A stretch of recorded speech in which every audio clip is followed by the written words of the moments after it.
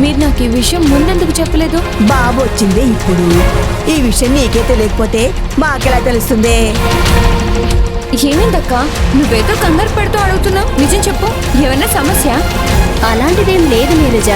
అది ఇంట్లో ఉండుంటే నేరుగా స్కూల్కి తీసుకెళ్లి టీసీ తీసుకుందాం అనుకున్నాను. ఇప్పుడు ఈయన నిత్యని ఎక్కడికి తీసుకెళ్లారో తెలియట్లేదు. ఏం మాట్లాడుతున్నావు అక్క? నిత్య టీసీ వెనక్కి తీసుకుంటున్నావా? అయితే దాన్ని ఆ స్కూల్లో చదివించవా? లేదు. ఎందుకక్క? మనం వాళ్ళ ఇంట్లో డబ్బులు దొంగిలించి ఆ డబ్బుతో నిత్యని ఆ స్కూల్లో చేర్చావా? అందరూ కలిసి మన ఇంట్లో వాళ్ళ మీద నానా నిందలు వేస్తున్నారు. ఏం చేయమంటారు చెప్పండి? ఏంటమ్మా ఇది చెప్పేది? అవునమ్మా, నిజమే.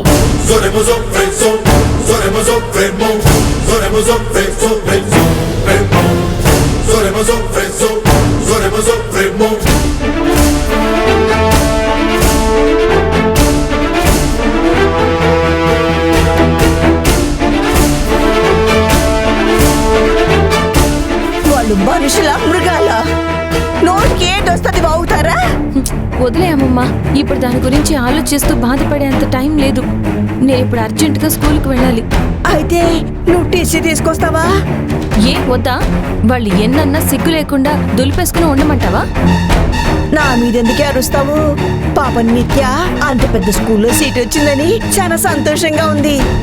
మనలాంటి పేదవాళ్ళు మన పరిధిలోనే ఆలోచించాలి. మన ఆశలకి రెక్కలు రాకూడదు. అలా ఆశపడితే చివరికి మిగిలేది బాధే. రాక అమ్మా